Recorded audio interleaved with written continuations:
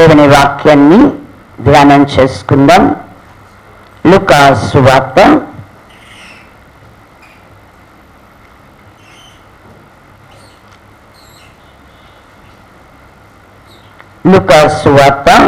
17వ అధ్యాయము 20వ వచన భాగము 21వ వచన భాగమును చదువుకుందాం. దేవుని రాజ్యం ఎప్పుడు వచ్చునని పరిసయ్యులు ఆయనను అడిగినప్పుడు ఆయన, దేవుని రాజ్యము ప్రత్యక్షముగా రాదు, ఎందుకనగా ఇదిగో దేవుని రాజ్యము మీ మధ్యనే ఉన్నది గనుక, ఇదిగో ఇక్కడనని అదిగో అక్కడనని చెప్ప వీలు పడదని వారికి ఉత్తరమిచ్చెను. ప్రార్థన చేసుకుందాం. పరిశుద్ధ తండ్రి, దయగలిగిన దేవా, మహోన్నతుడా, సర్వశక్తిమంతుడా, సర్వాధికారి, సర్వకృపానిధియగు ప్రభువా, మహిమ కలిగిన మా ప్రియ యేసురాజా, నీ పరిశుద్ధ పాదపీఠము ఎదుట సాగిలపడినాం.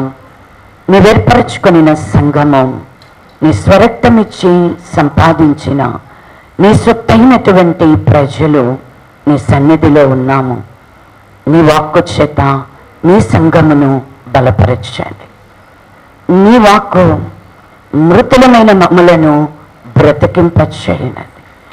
నీ వాక్కు అసాధ్యమైన వాటిని సాధ్యము చేయుటకు శక్తి కలిగినదిగా ఉన్నది ప్రభువా.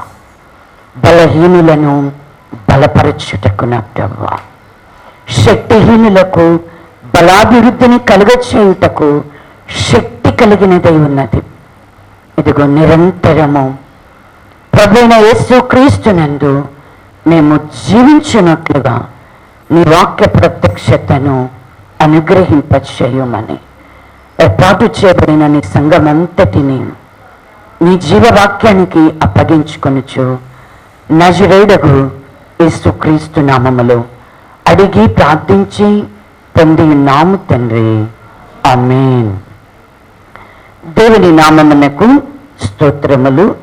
ప్రభువైన యేసుక్రీస్తు నామములో చేరుకుడి వచ్చిన సంఘమంతటికి కూడా వందనాలు, శుభములు తెలియచేస్తూ ఉన్నాం.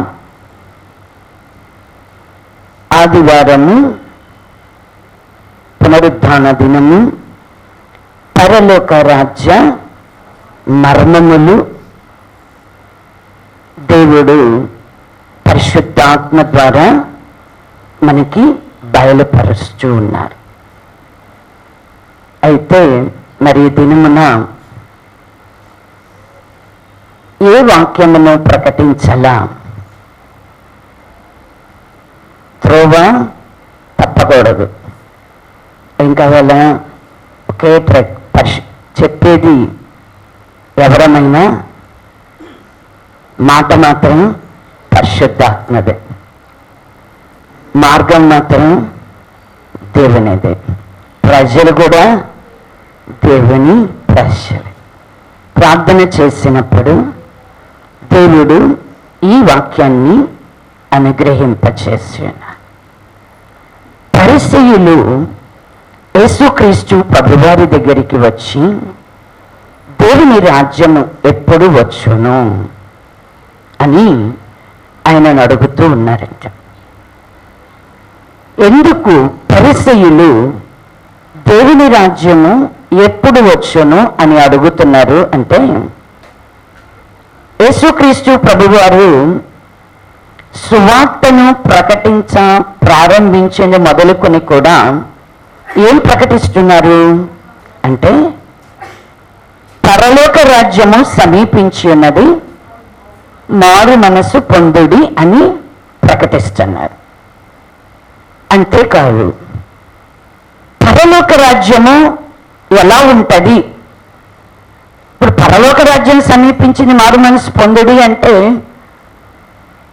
పరలోక రాజ్యము అనేటువంటిది, దేవుని రాజ్యము అనేటువంటిది ఇప్పుడు మనము చూచుచున్నట్లుగా ఈ లోకములో మనం ఉన్నట్టుగా ఈ లోక సంబంధమైనదైతే కాదు. కాబట్టి పరలోక రాజ్యము అనేటువంటిది సమీపించిందని ప్రభు చెప్తున్నాడు అంటే దానిని మనము ఎరగాలి అని అంటే ఖచ్చితంగా అది ఎలా ఉంటుందో కూడా ప్రభు చెప్పాల. అంతేనా? పరలోక రాజ్యం ఎలా ఉంటుంది? పరలోక రాజ్యం సమీపించింది, మారు మనసు పొందండి అంటే మనం ఎటువంటి వాళ్ళం? అబ్రహాము లాంటి వారు కాదు కదా. అబ్రహాం గారు అయితే నేను చూపించే దేశానికి మీరు వెళ్ళు అనగానే ఎక్కడికి వెళ్ళాలి అని ఆయన ఎంత మాత్రము అడగల. ఎక్కడికి వెళ్ళాలా, ఎప్పుడు వెళ్ళాలా ఏమి అడగల. నేను చూపించు పర్వతానికి వెళ్ళి నీ కుమారుడు నీకు ఒక్కగానొక్క కుమారుడిని నాకు బలివు అంటే ముందుగానే ఏ పర్వతం అని అడగల. దేవుడు అబ్రహాం గారితో మాట్లాడేటప్పుడు నేను చూపించే దేశానికి, నేను చూపించేటువంటి పర్వతానికి అంటే అప్పటికప్పుడే దేవుడు ఇదిగో అని ఒక దేవుడు కనుక మనల్ని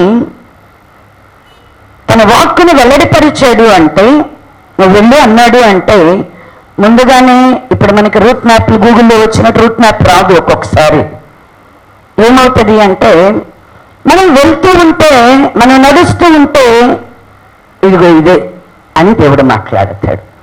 అలాగే అబ్రహాం గారితో దేవుడు మాట్లాడినప్పుడు విశ్వాసము ద్వారా ఆయన వెళ్ళాడు, విశ్వాసము ద్వారా ఆయన చెప్పింది ఆయన చేశాడు. ఇప్పుడు మనం అటువంటి వాళ్ళం కాదు కదా. పరలోక రాజ్యం సమీపించినది, మారు మనసు పొందుడు అని అంటే దేవుడు మనకు ఒక రాజ్యాన్ని సిద్ధపరిచాడు. ఇప్పుడు ఖచ్చితంగా మనం ఆయన ఎందుకు విశ్వాసం ఉంచితే చాలు అని చెప్పి అనుకుని మనం విశ్వాసంతో నడుస్తున్నాం. ఖచ్చితంగా మనకి ఏం కావాలా అంటే అదృశ్యమైనది ఉన్నది అనడానికి ఖచ్చితంగా మనకి రుజువు కూడా కావాలా. కాబట్టి దేవుడు ఏం చేస్తున్నాడు అంటే పిలువబడిన వారికి మాత్రమే, పరలోక రాజ్యం కొరకు నిర్ణయింపబడిన వారికి మాత్రమే అర్థమయ్యేటట్లుగా మర్మంగా మాట్లాడాడంట. ఎలా మాట్లాడాడు? అర్థం కాని భాషలో మాట్లాడలా కదా. పైన ఉన్నటువంటి సంగతులతో పోల్చి చెప్పలా. ఎక్కడున్నటువంటి వాటిని భూమి మీద మనం నిత్యం మన కళ్ళతో చూసి మన చెవులతో వినే వీటితోనే మన మధ్యలో మనతో మాట్లాడుతూ పోల్చి దేని గురించి చెప్పాడు? పరలోక రాజ్యాన్ని గురించి చెప్పాడు. పరలోక రాజ్య మర్మములు ఎరుగుట నీకు అనుగ్రహింపబడి ఉన్నది అని చెప్పాడు. ఇవన్నీ మీరు విన్నారు. అయితే మనకు అనుగ్రహింపబడి ఉన్నది కాబట్టి ఇప్పుడు ఆయన మనతో ఎలా మాట్లాడుతున్నారు అంటే ఉపమాన రీతిగా మనతో మాట్లాడుతున్నారు. ఉపమానము లేకుండా ఏది కూడా ఆయన మాట్లాడలేదు. ఇప్పుడు పరలోక రాజ్యం ఎలా ఉంటుంది అనేది మనం ఉపమానాలు వింటూ ఉన్నాము కదా.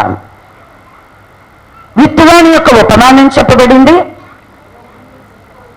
అలాగే విత్తువాని యొక్క ఉపమానం చెప్పబడింది, అలాగే పొలంలో దాచబడినటువంటి ధనాన్ని గురించి చెప్పబడింది, ఇంకా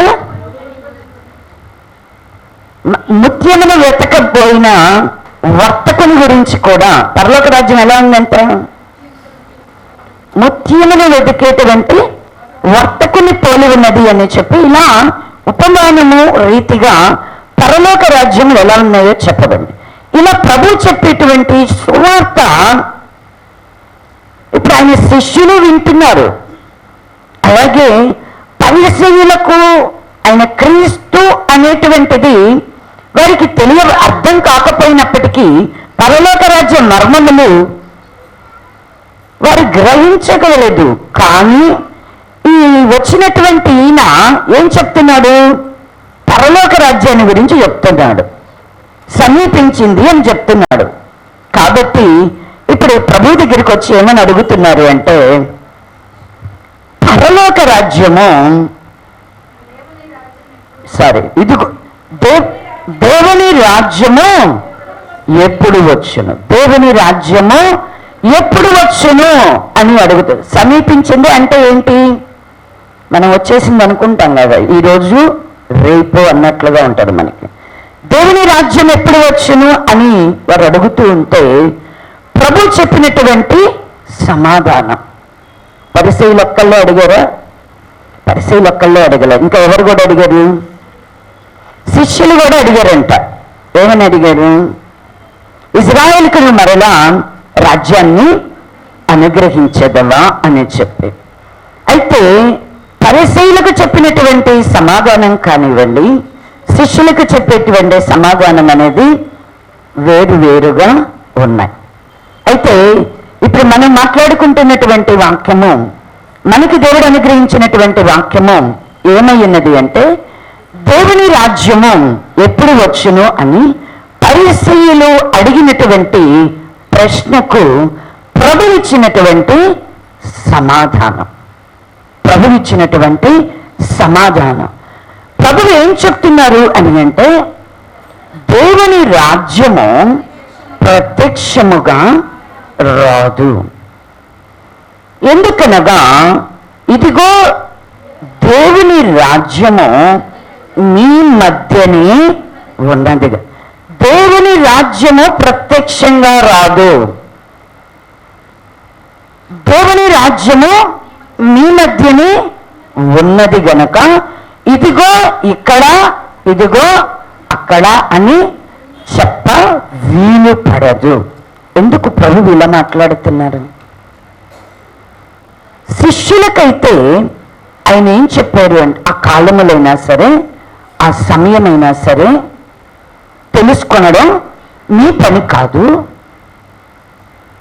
అది తండ్రి స్వాధీనములో ఉన్నది, అది కుమారునికి కూడా తెలియదు అనేటువంటి సంగతిని వారికి చెప్పారు.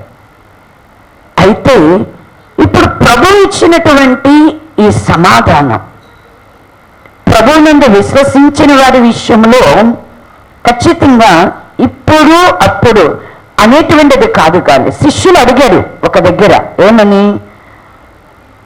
దేవుని రాజ్యం ఎప్పుడు లేదు అంటే యుగ సమాప్తికి సూచనలు ఏవి అంటే, ప్రభు ఏం చెప్పారు? యుగ సమాప్తికి సూచనలను కొన్నిటిని చెప్పి మత్తయి సువార్త 24వ అధ్యాయంలో రాయబడే, అవన్నీ నేను చెప్పడం లేదు.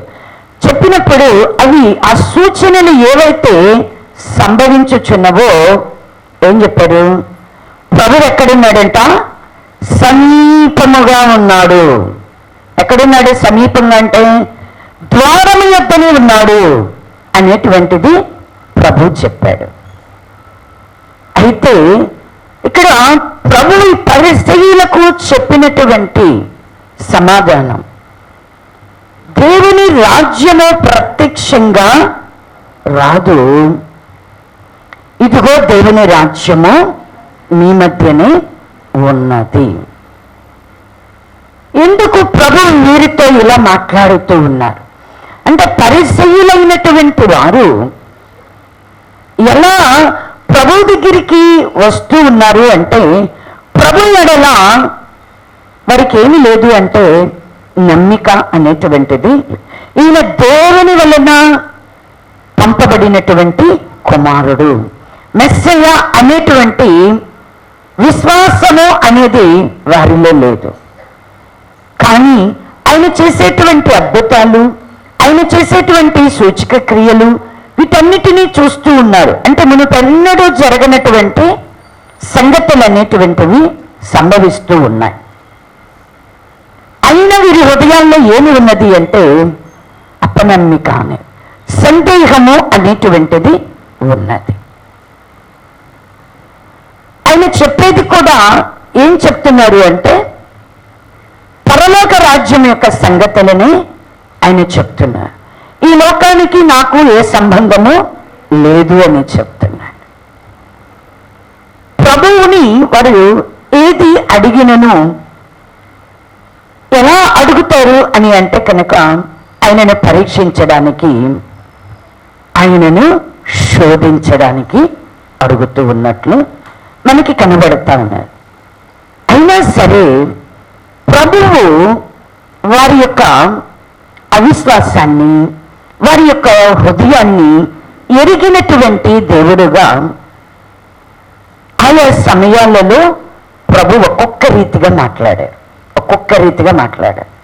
కానీ ఇక్కడ మాత్రం ఈ సందర్భముల్లో పరిస్థితులతో మాట్లాడినటువంటి ఈ మాట విశ్వాసులమైనటువంటి మనము ఖచ్చితంగా నేర్చుకోవలసినది, గ్రహించవలసినటువంటిది ఏంటి అంటే, మనం అందరం కూడా దేని కొరకు ఎదురు చూస్తూ ఉన్నాం?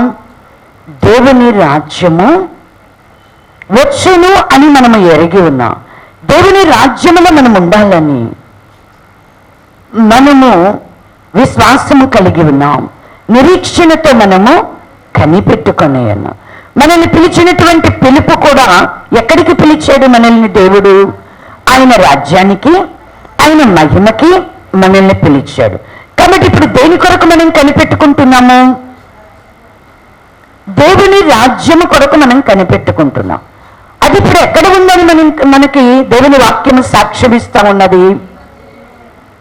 ఎక్కడ ఉన్నదని సాక్ష్యమిస్తా ఉన్నది అని అంటే, అది పరలోకములో. మన విశ్వాసం ఏంటి? పరలోకంలో దేవుడు మన కొరకు ఒక రాజ్యాన్ని సిద్ధపరిచాడు. ప్రభు యొక్క మాటలన్నీ కూడా ఎలా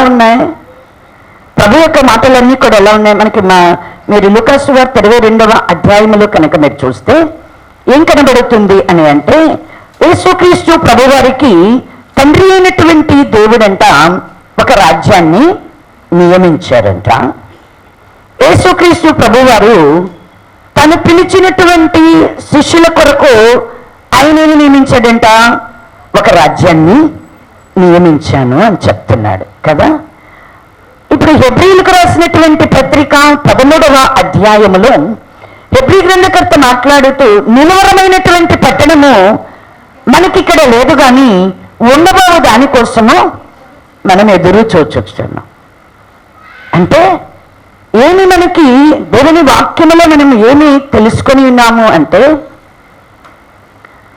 యోహాను గారికి అనుగ్రహింపబడిన ప్రత్యక్షతలను బట్టి కూడా, యోహాను గారు పద్మాస ద్వీపములో ఉన్నప్పుడు, ఆయన ఆత్మవశుడై ఉన్నప్పుడు ఆత్మ ఆయనను కొనుపోబడము, ఆయన పరలోకములో దేవుని యొక్క సింహాసనమును, ఆయనను ఆరాధించేటువంటి దేవుని దూతలను, దేవుని రాజ్యములో ఉండబోయేటువంటి ఆయన రాజ్య వారసులను, అక్కడ జరగబోయేటువంటి సంగతులను అన్నిటినీ కూడా ఆయన చూచిన వాడుకున్నాడు.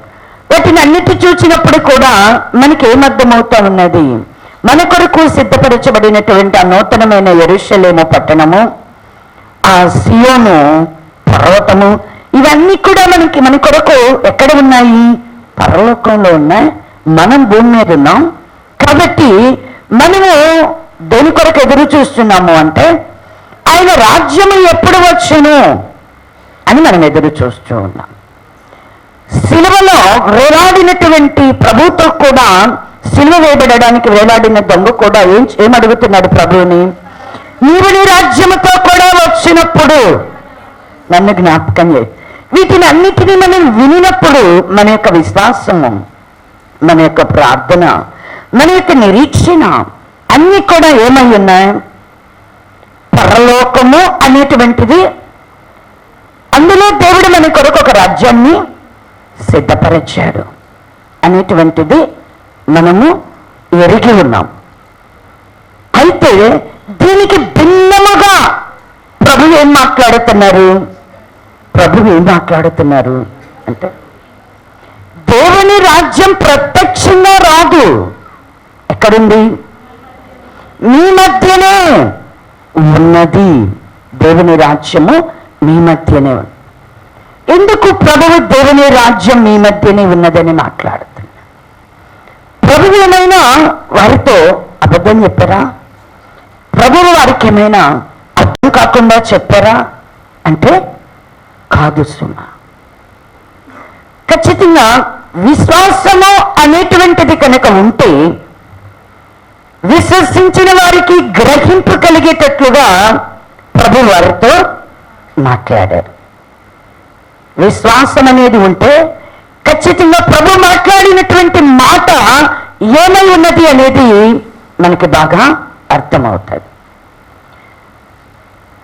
మీకు బాగా అర్థం కావాలి అంటే హెబ్రీయులకు రాసినటువంటి పత్రిక 11వ అధ్యాయములో కనుక మీరు చూస్తే అక్కడ ఏం కనబడతాయన్న మొదటి వచ్చిన భాగములలో ప్రపంచములో అనేటువంటివి దేవుని వాక్యము చేత నిర్మాణమై ఉన్నవని, అందును బట్టి దృశ్యమైనది పదార్థముల చేత నిర్మింపబడలేదని విశ్వాసము చేత గ్రహించుకొనుచున్నాం. ఇప్పుడు మనము చూచుచున్నటువంటి లోకము, ఈ లోకములో ఉన్నటువంటివి అన్ని ప్రపంచములు అన్నీ సృష్టింపబడినవి అన్నీ కూడా సమస్తము కూడా ఏది కూడా మన కంటితో మనం చూస్తూ ఉన్న ప్రతిదీ కూడా ఎలా నిర్మితమైనాయి? దేవుని వాక్యము చేత నిర్మితమై ఉన్నాయి అనేటువంటిది ఎవరు గ్రహించగలుగుతారు? ఇప్పుడు విశ్వాసం లేని వాళ్ళ దగ్గరికి వెళ్ళి ఒక మామిడి చెట్టు ఎలా వచ్చిందంటే ఏం చెప్తారు? ఒక తోటకూర మొక్క మొలిచిందంటే ఎలా ఏం చెప్తారు? దాని యొక్క విత్తనము అనేటువంటిది వేస్తే వచ్చింది అనుకుంటారు. అంతేనా? లేదు, ఒక ఇల్లు కట్టాను అని అంటే, ఒక వ్యక్తి చేత ఇల్లు కట్టబడింది అని అంటే, ఈ ఇల్లు ఎలా కట్టబడింది అంటే ఏం చెప్తాం? ఎవరైతే కట్టారో ఆ వ్యక్తి పేరు చెప్తాం. కానీ విశ్వసించిన వాళ్ళని ఏం చెప్పాలా?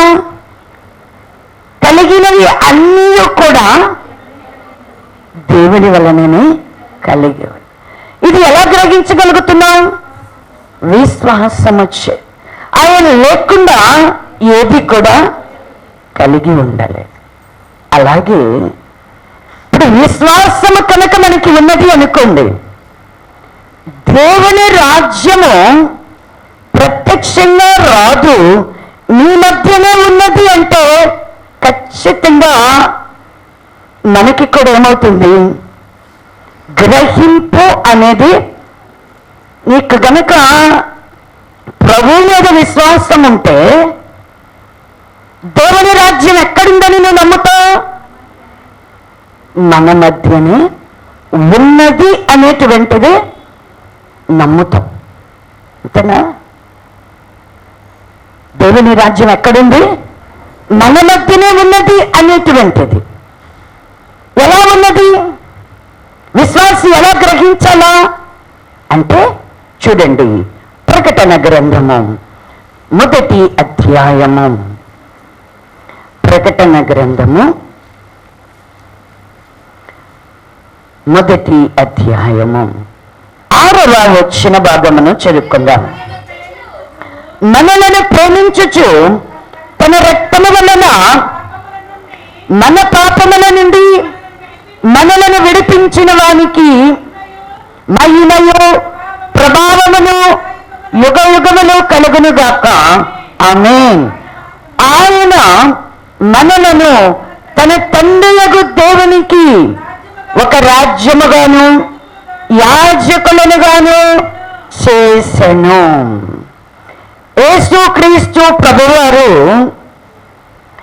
ఆయన రక్తము ద్వారా మన పాపములను నుండి మనలను విడిపించాడు అంటే, మన పాపముల నుండి మనలను విమోచించాడు అంటే మనము ఏమై ఉన్నాము? మనం ఏమై ఉన్నామంట? ఆయన తండ్రి యొక్క దేవునికి మనము ఒక రాజ్యము. మనం ఏమై ఉన్నాం? తండ్రి అయిన దేవునికి యేసుక్రీస్తు రక్తము ద్వారా మనం ఏమై ఉన్నాము? ఒక రాజ్యముగా చేయబడి ఉన్నాం. ఆయనకి మనం ఏమై ఉన్నామంట? యాజకులమై ఉన్నామంట. యాజకులమై. ధర్మశాస్త్రంలోనైతే లేవి క్రమమును చొప్పున అహరోను వంశస్థులైనటువంటి వారు ఏమవుతారు? యాజకులుగా నియమించబడ్డారు. క్రొత్త నిబంధన ప్రకారం అయితే క్రీస్తు మెల్కీసెదెకు క్రమములో పిలువబడిన, నిరంతరము యాజకుడు ఉండడానికి పిలువబడిన ప్రభువైన యేసు క్రీస్తు రక్తము ద్వారా ఎవరి పాపములైతే పరిహరింపబడ్డాయో, ఆయన రక్తము వలన ఎవరైతే పరిశుద్ధపరచబడ్డారో ప్రతి ఒక్కరు కూడా ఏమై ఉన్నారంట? ఆయనకు యాజకులే. ఎలాంటి యాజకత్వం ఇది? ఆత్మ సంబంధమైనటువంటి బలులను అర్పించడానికి మనము ఆయన మందిరములో మనం ఏమై ఉన్నామంట? యాజకులమై ఉన్నాం. ఆ మందిరం ఎవరు? మనమే. మనం ఏమై ఉన్నాం? జీవము కలిగిన దేవుని ఆలయమై ఉన్నాం. ఇప్పుడు మన అందరం కూడా మనలోని వచ్చేటువంటి బలులు, అర్పణలు, మనలో నుంచి వచ్చేటువంటి ధూపము అంతా కూడా దేవునికి ఏమవుతుంది? అర్పింపబడుతున్నాయి. మనం ఏమై ఉన్నాం? దేవునికి, ఆయన రాజ్యములో యాజకులమైన ఆత్మ సంబంధమైనటువంటి యాజకత్వాన్ని మనకి దేవుడు అనుగ్రహింపచేసి ఉన్నారు. కానీ మనము ఆయన రక్తము వలన విడిపించబడినటువంటి మనము తండ్రి అయినటువంటి దేవునికి యేసుక్రీస్తు ప్రభువారి ద్వారా మనము ఆయనకి ఒక రాజ్యమై ఉన్నాం. ఇదే ప్రకటన గ్రంథము 5వ అధ్యాయము 9-10 వచ్చిన భాగములను మనము చదివిన, ఆ పెద్దలు, నీవు ఆ గ్రంథమును తీసుకుని దాని ముద్రలను విప్పుటకు యోగ్యుడవు, నీవు వధింపబడిన వాడవై నీ రక్తమిచ్చి ప్రతి వంశములోను, ఆయా భాషలు మాట్లాడు వారిలోను, ప్రతి ప్రజలోను, ప్రతి జనములోను దేవుని కొరకు మనుష్యులను కొని మా దేవునికి వారిని ఒక రాజ్యముగాను యాజకులనుగాను చేసితివి గనుక. ఏమంటున్నారు ఇక్కడ? దూతలు, ఆ పెద్దలంట ఏం చెప్తున్నారు అని అంటే, యేసుక్రీస్తు ప్రభువు వారిని గురించి చెప్తున్నారు. నీవు వధింపబడిన వాడవై నీ రక్తమిచ్చి ప్రతి వంశములోనూ, ప్రతి భాషలు మాట్లాడే వారిలో, ప్రతి ప్రజలోను దేవుని కొరకు ఆయనంట మనుష్యులను కొన్నాడంట. ఏమిచ్చి? ఆయన తన రక్తాన్నిచ్చి, తన స్వరక్తము చేత ఇప్పుడు మనందరినీ కూడా ఆయన ఏం చేశాడంట? కొని ఉన్నాడు. ఇప్పుడు మనం అందరం కూడా ఏమైనా తండ్రి అయినటువంటి దేవునికి మనము ఒక రాజ్యము. ఆయనకి మనం ఏమై ఉన్నాము? యాజకులమై ఉన్నాం. దేవుని రాజ్యం ఎక్కడుంది? ఇప్పుడు మనము క్రీస్తు రక్తము చేత మనము విమోచింపబడిన వారమైతే ఖచ్చితంగా మనము తండ్రి అయినటువంటి దేవునికి ఏమై ఉన్నాము? ఒక రాజ్యమై ఉన్నాం. ఖచ్చితంగా రాజ్యము అంటే, రాజ్యానికి ఎవరుంటారు అంటే రాజు ఉంటాడు.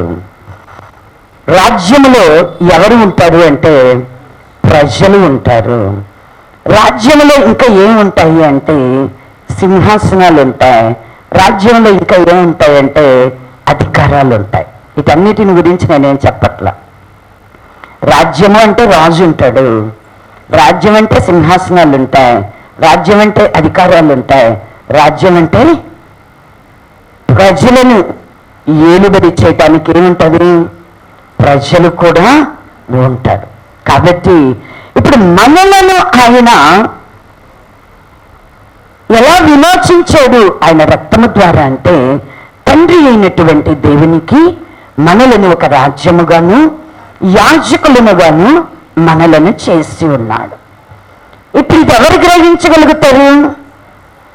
ఎవరు యేసుక్రీస్తు ప్రభువునందు విశ్వాసం ప్రభువు దేని కొరకు మన మధ్యలోనికి వచ్చాడు, ప్రభువు దేని కొరకు ఆయన రక్తాన్ని చెందించాడు అనేటువంటిది ఎవరైతే విశ్వాసము చేత ఎరుగుతారో వారు ఏమై ఉన్నారు అంటే దేవునికి ఒక రాజ్యమై ఉన్నారు. ఇప్పుడు ఈ రాజ్యం ఎక్కడుంది అంటే ప్రభు సమాధానం ఏంటి? మనం ఎక్కడుంటే ఇప్పుడు మనలోనే ఆయనకు ఒక రాజ్యంగా చేస్తే ఇప్పుడు ఎక్కడున్నాం? మనం ఎక్కడున్నాం? విమోచింపబడిన ప్రజలు ఎక్కడున్నారు? భూమి మీదనే ఉన్నారు. ఇప్పుడు దేవుని రాజ్యం ఎక్కడుంది? మన మధ్యనే ఉన్నది, మీ మధ్యనే ఉన్నది. అక్కడ ఇక్కడ అని చెప్పడానికి వీలు పడదు. దీనిని మనము విశ్వాసము చేత గ్రహించినటువంటి వారమై ఉండాల.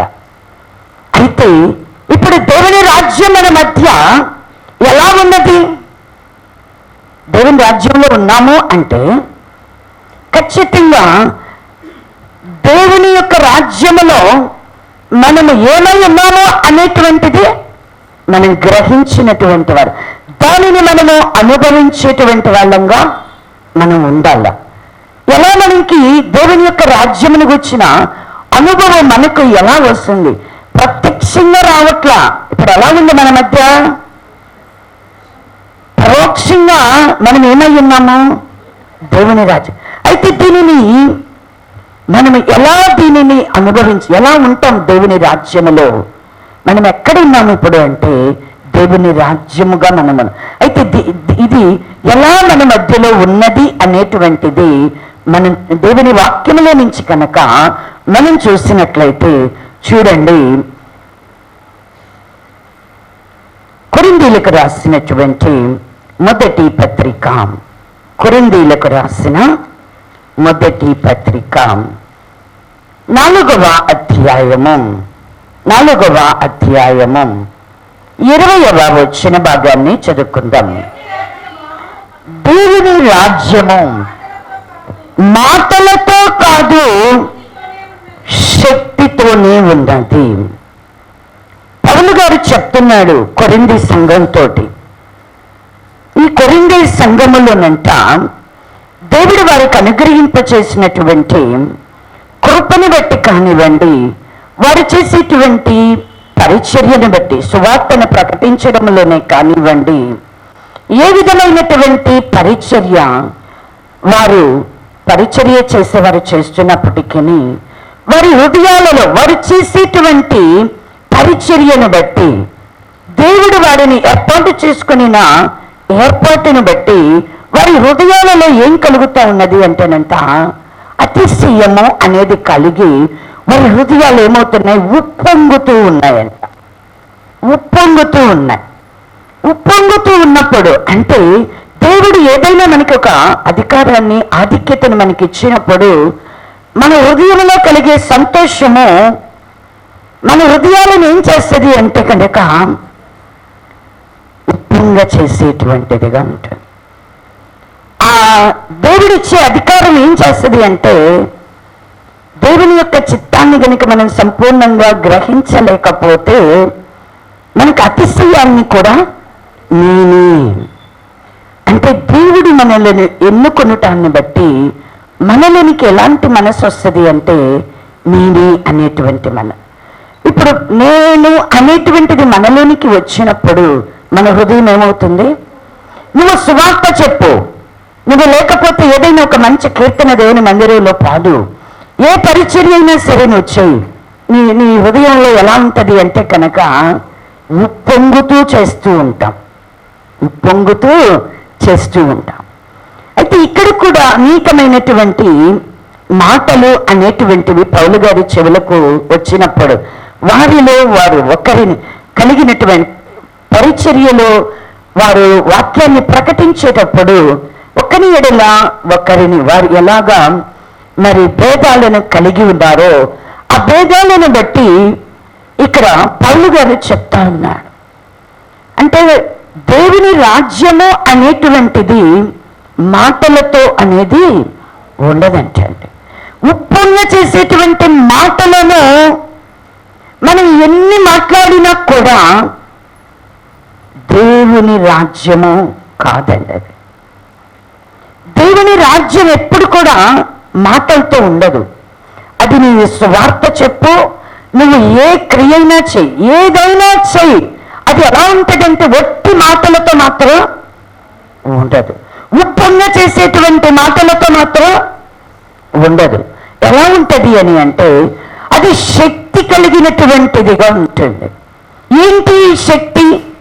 అందుకనే పౌలు గారు చెప్తున్నాడు, కొరింథీయులకు రాసిన పత్రిక 2వ అధ్యాయము 5వ వచన భాగంలో కనుక మనం చూసినట్లయితే, మీ విశ్వాసము మనుష్యుల జ్ఞానమును ఆధారము చేసుకొనక దేవుని శక్తిని ఆధారము చేసుకుని ఉండవలెనని నేను మాట్లాడినను, సువార్త ప్రకటించినను, జ్ఞానయుక్తమైన తీయని మాటలను వినియోగింపక పరిశుద్ధాత్మయు దేవుని శక్తియు కనబరచు దృష్టాంతములని వినియోగించి తిని, విశ్వసించే మనం, యేసుక్రీస్తునందు విశ్వాసము కలిగినటువంటి మనమంట మనుష్యుల యొక్క జ్ఞానాన్ని మనం ఎంత మాత్రమో ఆధారంగా చేసుకోకూడదు.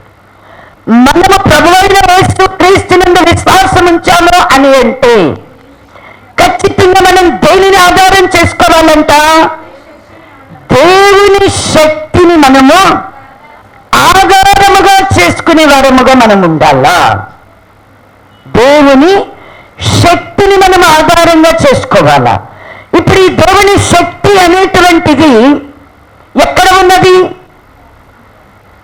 దేవుని శక్తి అనేటువంటిది ఏమై ఉన్నది?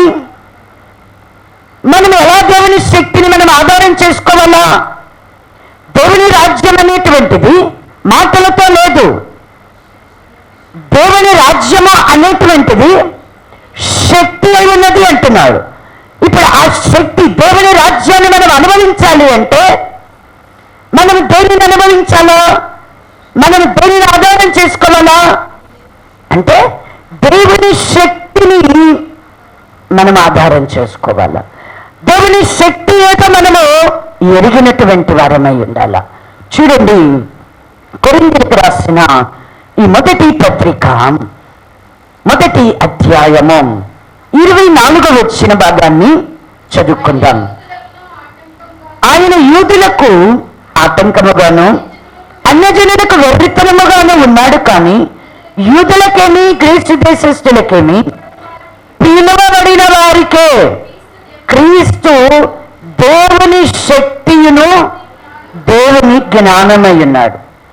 దేవుని శక్తి ఏంటంట? దేవుని శక్తి ఏంటి?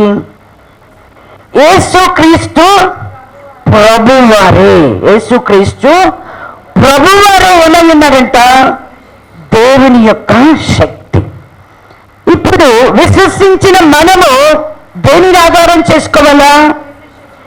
దేవుని శక్తి అయిన యేసుక్రీస్తు ప్రభువారిని మనం ఆధారం చేసుకోవాలా. యేసుక్రీస్తు ప్రభువారు దేవుని శక్తి అయి ఉండగా విశ్వసించిన వారు ఎప్పుడు కూడా మాటలను, మనుష్యుల యొక్క జ్ఞానాన్ని, మనుష్యుల యొక్క శక్తిని ఆధారముగా చేసుకునేవారుగా వారు ఉండరండి. ఇప్పుడు దేవుని శక్తిని ఆధారం చేసుకునేవారుగా వచ్చారు. అది ప్రభువైన యేసుక్రీస్తు ద్వారా మనకు బయలుపరచబడి ఉన్నది. కాబట్టి ఇప్పుడు ఆ శక్తి అనేది మనకు బయలుపరచబడాలి అంటే మనం ఎలా దేవుని శక్తి అయిన క్రీస్తును మనం తెలుసుకోగలుగుతాం? దేవుని రాజ్యము మన మధ్య ఎలా స్థాపింపబడిందో మనం ఎలా గ్రహించగలుగుతాం అని అంటే చూడండి, రోమాపత్రిక 1వ అధ్యాయము 16వ వచన భాగాన్ని చదువుకుందాం.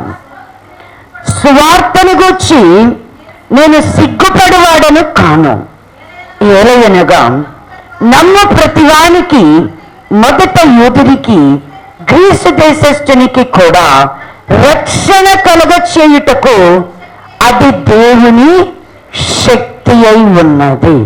ఎలా మనం దేవుని శక్తిని గ్రహించగలుగుతాం? ఎలా గ్రహించగలుగుతాం? క్రీస్తుని గూర్చినటువంటి సువార్త ప్రకటింపబడుట ద్వారా మనం దేనిని గ్రహించగలుగుతాము అని అంటే, దేవుని శక్తిని, అనగా ప్రభువైన యేసు క్రీస్తుని మనము ఎరగగలిగినటువంటి వారమై ఉంటాం. ఇప్పుడు ఇక్కడ చెప్తున్నాడు, నమ్ము ప్రతివానికి, మొదట యూదునికి గ్రీసు దేశస్థునికి కూడా రక్షణ కలగాలి అని అంటే సువార్త అనేది ఏంటి? దేవుని శక్తి. సువార్త అనేది దేవుని యొక్క శక్తి అయి ఉన్నది. ఏంటి సువార్త?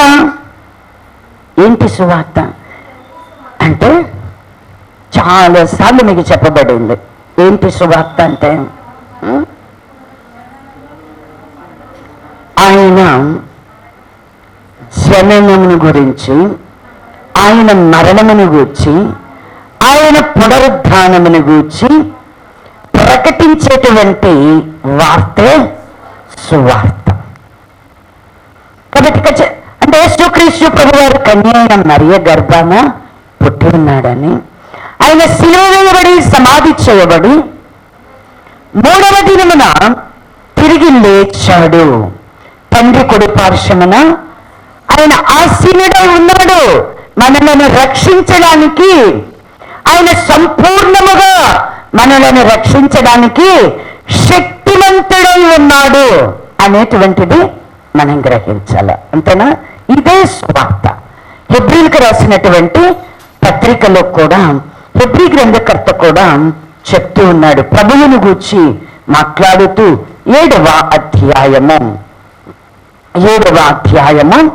25వ వచన భాగము, ఈయన తన ద్వారా దేవుని యొద్దకు వచ్చి వారి పక్షమున విజ్ఞాపనము చేయుటకు నిరంతరము జీవించుచున్నాడు గనుక వారిని సంపూర్ణముగా రక్షించుటకు శక్తి. ఈయన యేసుక్రీస్తు ప్రభువారు ఏమై ఉన్నారంట? సంపూర్ణముగా రక్షించడానికి ఈయన శక్తిమంతుడై ఉన్నాడు. ఇప్పుడు విశ్వసించేవారు దేవుని యొక్క శక్తి ఏమిటి అనేది ఎరగాలి. ఏంటి దేవుని యొక్క శక్తి? యేసుక్రీస్తు ప్రభువారే దేవుని యొక్క శక్తి. క్రీస్తునికి వచ్చినటువంటి సువార్తే దేవుని యొక్క శక్తి అయి ఉన్నది. దీనిని మనము ఎరగగలిగాము అని అంటే, దీని ఎందుకు మనము విశ్వాసం ఉంచాము అని అంటే, ఖచ్చితంగా దేవుని రాజ్యం ఎక్కడుంటది? ఎక్కడుంది? మన మధ్యనే ఉన్నది. చూడండి, తెస్సలోనికీయులకు రాసినటువంటి పత్రిక 1వ అధ్యాయము, తెస్సలోనికీయులకు రాసిన పత్రిక 1వ అధ్యాయము 5వ వచన భాగాన్ని చదువుకుందాం. 1వ అధ్యాయము 5వ వచనం, ఏలయనగా దేవుని వలన ప్రేమింపబడిన సహోదరులారా, మీరు ఏర్పరచబడిన సంగతి అనగా మా సువార్త మాటతో మాత్రము కాక శక్తితోనూ పరిశుద్ధాత్మతోనూ సంపూర్ణ నిశ్చయతతోనూ మీ వద్దకు వచ్చి ఉన్న సంగతి మాకు తెలియను. ఏం చెప్తున్నారు? వీరు యేసుక్రీస్తునందు విశ్వాసం ఉంచినటువంటి దేవుని యొక్క శక్తి అనేది సంఘములో ఎలా బయలుపరచబడిందని చెప్తున్నారు పౌలు గారు. అంటే వారు ప్రకటించిన సువార్త వాళ్ళ మధ్యలోకి ఎలా రాలేదంట? మాటతో రాలేదు. ఎలా వచ్చిందంట? శక్తితోనూ పరిశుద్ధాత్మతోనూ వాళ్ళ మధ్యలోనికి వచ్చింది అనేటువంటిది వారు బాగుగానంట ఎరిగినటువంటి వారై ఉన్నారు. కాబట్టి ఖచ్చితంగా సువార్త మన మధ్యలో ప్రకటింపబడుతా ఉన్నది అంటే అది మనుష్యుల నోటి నుండి వచ్చేటువంటి మాటగా కాదు, అది దేవుని యొక్క శక్తి అయి ఉన్నది అని విశ్వాసము ద్వారా గనక మనము గ్రహించాము అని అంటే ఖచ్చితంగా దేవుని రాజ్యం ఎక్కడ ఉన్నది? మన మధ్యలోనే ఉన్నది. కొరింథీ సంఘం ఎలా ఉన్నది అంటే వారి మధ్య పరిచర్య చేయించినటువంటి వారు అపోల్లో అయినా సరే, వారు కేఫా అయినా సరే, పౌలైనా సరే, ఎవరు వచ్చి వాక్యాన్ని చెప్తూ ఉంటే అది వారి వలన అనుగ్రహించబడినటువంటి మాటగా, అంటే వారు ఏం చేస్తున్నారు? వారి నోటి నుండి వచ్చేటువంటి మాట వారి జ్ఞానం వలన అనుగ్రహించబడినటువంటిదిగా వారు ఏం చేస్తున్నారంటే దేవుని యొక్క శక్తిని వారు ఆధారంగా చేసుకోకుండా వారి మాటలను వారు ఆధారం చేసుకోవడాన్ని బట్టి పౌలు గారు ఏం చెప్తున్నారు అంటే దేవుని రాజ్యము మాటలతో లేదు, అది దేవుని యొక్క శక్తి అయి ఉన్నది. అంటే ప్రకటింపబడే వాక్యము అనేటువంటిది అది మనుష్యుల నోట నుండి వచ్చే మాటక దేవుని యొక్క శక్తితో మీ యొద్దకు వస్తా ఉన్నది. ఇప్పుడు దేవుని యొక్క శక్తితో మీ యొద్దకు దేవుని సువార్త వచ్చినప్పుడు మీరు దేనిని ఆధారం చేసుకోవాలా? దేవుని శక్తిని ఆధారం చేసుకుని విశ్వాసం అనేటువంటిది కనుక మీకు ఉంటే దేవుని రాజ్యం ఎక్కడుంది? మీ మధ్యనే. సువార్త ఎక్కడ ప్రకటించబడుతుందండి? పరలోక రాజ్యంలో ప్రకటింపబడుతుందా? ఎక్కడ ప్రకటింపబడుతుంది? మన మధ్యలోనేగా. ఇప్పుడు ఎక్కడుంది దేవుని శక్తి? ఎక్కడుంది? ఇప్పుడు దేవుని శక్తి ఎక్కడుందని చెప్తున్నారు పౌలు గారు? దేవుని రాజ్యం మాటలతో లేదు, దేవుని శక్తి అయి ఉన్నది. ఇప్పుడు దేవుని యొక్క శక్తి అనేటువంటిది సువార్త ద్వారా మనకి ప్రకటింపబడుతుంటే ప్రభువైన యేసు క్రీస్తుని గురించిన సువార్త మన మధ్య ప్రకటింపబడుతూ ఉంటే ఇప్పుడు దేవుని రాజ్యం ఎక్కడుంది? మన మధ్యలోనే ఉన్నది. ఇప్పుడు దీన్ని ఎవరు గ్రహిస్తారు? విశ్వసించిన వారు దీనిని గ్రహించగలుగుతారు. దేవుని శక్తిని ఆధారం చేసుకొని వాళ్ళు ఉంటారు. ఒక మాట చెప్పి ముందుకు వెళ్దాం. తిమోతికి రాసినటువంటి పత్రిక, తిమోతికి రాసిన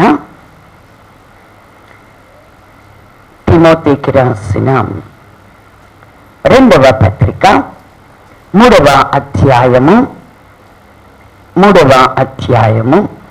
5వ వచన భాగాన్ని చదువు. పైకి భక్తి గల వారి వలె ఉండి దాని శక్తిని ఆశ్రయించని వారినై ఉందురు. ఇట్టి వారికి విముఖుడవై ఉండుము. తిమోతి గారికి పౌలు గారు ఒక హెచ్చరిక చేస్తున్నాడు. ఎటువంటి వారికి నీవు విముఖుడవై ఉండాలంట? ఎటువంటి వారిని విడిచిపెట్టాలంట? ఎటువంటి వారితో నువ్వు సాంగత్యం చేయకూడదంట అంటే పైకి భక్తి కలిగిన వారి వలె ఉండి దేవుని యొక్క శక్తిని ఆశ్రయించినటువంటి వారు. వీరే ఎవరు అంటే భక్తిహీనులు. వారు దేవునిని బాగుగా ఎరిగి ఉంటారు. దేవుని యొక్క శక్తి ఏమిటో, దేవుని యొక్క మహిమ ఏమిటో వారి మధ్య బాగుగా విశదపరచబడి ఉంటది. కానీ వారు దేవునిగా మహిమపరచారు. దేవుని యొక్క చిత్తాన్ని నెరవేర్చడానికి వారికి నిశ్చయత కానీ విశ్వాసం కానీ వారికి ఉండదు. అంటే వారు దేవుని శక్తిని ఆశ్రయముగా చేసుకున్నటువంటి భక్తిహీనులు. ఇటువంటి వారికి అన్ని బాగా తెలుసు. దేవుని వాక్యం బాగా చెప్తారు, దేవుని కట్టడలను బాగా చెప్తారు, దేవుని విధులను బాగా చెప్తారు. కానీ ఏం చేయరు? కొంచెమైనా సరే చెప్పింది మాత్రం చెయ్యరు. ఇటువంటి వారికి మనం ఏమై ఉండాలంట? విముఖుడు. దేవుని శక్తిని ఆశ్రయించని వారికి మనం విముఖులమై ఉండాలా అంటారు. ఎందుకంటే దేవుని రాజ్యము మాటలతో లేదు. ఎందుకంటే శాస్త్రులు పరిచయులైనటువంటి వారు చెప్పారే కానీ చెయ్యరు. వారు చెయ్యరు. అందుకని శాస్త్రుల యొక్క నీతి కన్నా పరిచయుల యొక్క నీతి కన్నా మీ నీతి అధికము కాని ఎడల మీరు పరలోక రాజ్యములో ప్రవేశించలేరు అన్నాడు. కాబట్టి ఖచ్చితంగా అంటే మాట చెప్తే సరిపోదంట. ఖచ్చితంగా మాటలతో చేస్తే సరిపోదు. ఏం చేయాలా? శక్తిని ఆశ్రయించే వరమై ఉండాలా, శక్తిని ఆధారం చేసుకునే వరమై ఉండాలా. దేవుని యొక్క శక్తి ఎటువంటిది మనం ఎరిగి ఆయన యందు విశ్వాసం ఉంచేవారని, అప్పుడు దేవుని రాజ్యం ఎక్కడ ఉంటుందంట? మన మధ్యలోనే ఉంటుంది. రెండవదిగా దేవుని రాజ్యం అంటే ఏంటి అనేటువంటిది చూడండి. రోమాపత్రిక 14వ అధ్యాయము, రోమాపత్రిక 14వ అధ్యాయము 17వ వచ్చిన భాగమును చదువు. దేవుని రాజ్యము భోజనమును పానమును కాదు, కానీ నీతియు సమాధానమును పరిశుద్ధాత్మ యందలి ఆనందమునే ఉన్నది. ఈ విషయమందు క్రీస్తునకు దాసుడైన వాడు దేవునికి ఇష్టడును మనుషుల దృష్టికి యోగ్యుడునై ఉన్నాడు. దేవుని రాజ్యం అంటే ఏంటంట? దేవుని రాజ్యం అంటే ఏంటి? భోజనము పానము కాదు, నీతి సమాధానము పరిశుద్ధాత్మ యందలి ఆనందమునై ఉన్నది. దేవుని రాజ్యం కొరకంట, దేవుని రాజ్యం కొరకు మనము భోజనమును పానమును అనేటువంటిది చూడకూడదు. భోజనాన్ని గురించి పానాన్ని గురించి మనం అభ్యంతర పడే వాళ్ళంగానో లేకపోతే అతిశయపడేటువంటి వారంగానో మనం ఎంత మాత్రం కూడా ఉండదు.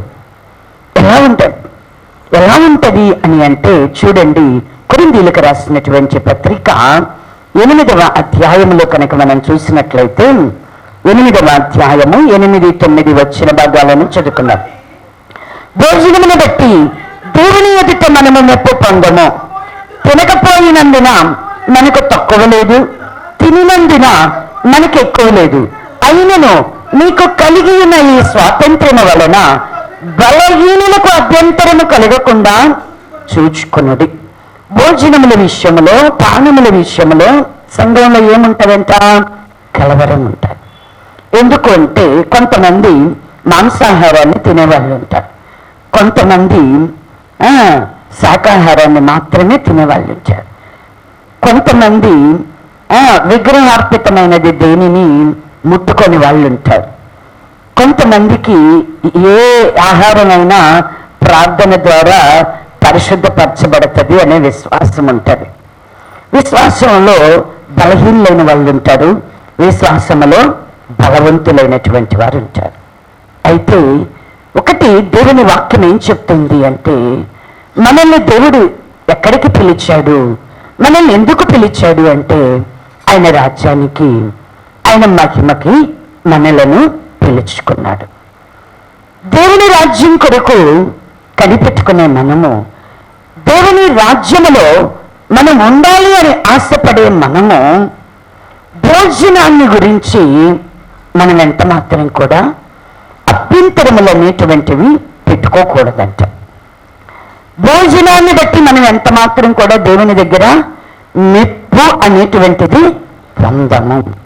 తినకపోయినందున మనకి తక్కువ లేదంట, తినినందున మనకి ఎక్కువ లేదంట. ఇజ్రాయేలు ప్రజలతో కూడా అరణ్య మార్గములో ఆకాశము నుండి వారి కొరకు దేవదూతలు తినేటువంటి ఆహారాన్ని, మన్నాన్ని కురిపించి వారికి ఒక కొలత ఇచ్చాడు. వాళ్ళు ఎలా దానిని తీసుకోవాలా అనేది. ఎక్కువగా కూర్చుకోవద్దన్నాడు, తక్కువగా కూర్చుకోవద్దని. ఎక్కువగా కూర్చుకుంటే ఎక్కువగా కూర్చుకున్న వాళ్ళకి ఎక్కువ కాదంట, తక్కువగా కూర్చుకున్నారని తక్కువ కాదు. ఈరోజు మనం ఎక్కువగా తిన్నామని మనం ఏదో నెప్పుకున్నాం. తినలేదని మనకి తక్కువ కాదు, తిన్నామని మనకి ఎక్కువ కూడా కాదు. భోజన పదార్థములు అనేటువంటివి దేవుని రాజ్యములో ఎంత మాత్రము లెక్కించగలిగేవి కాదు, దేవుడు లక్ష్య పెట్టేవి కాదు. అయితే ఒకటి మాత్రం చెయ్యాలా, ఇతరులకి అభ్యంతరం అనేటువంటిది మాత్రం కలగకుండా పరస్పరం క్షేమాభివృద్ధి కలిగేటువంటివి చూసుకోవాలా. ఇది మాత్రమే మనం జాగ్రత్త కలిగి ఉండాలి. కానీ ఎక్కువగా తింటే, ఎక్కువగా పెడితే దేవుడు నన్ను బాగా మెచ్చుకుంటాడు అనుకోవద్దు. తక్కువ పెడితే దేవుడు నాకు తక్కువ ఇస్తాడు, తక్కువ తింటే నేను బలహీనరాలను అయిపోతాను అనుకోబాకండి. ఇవి కాదు. వీటి వలన మనం భోజన పదార్థాలను బట్టి మనం మాత్రం మెప్పు పొందాం.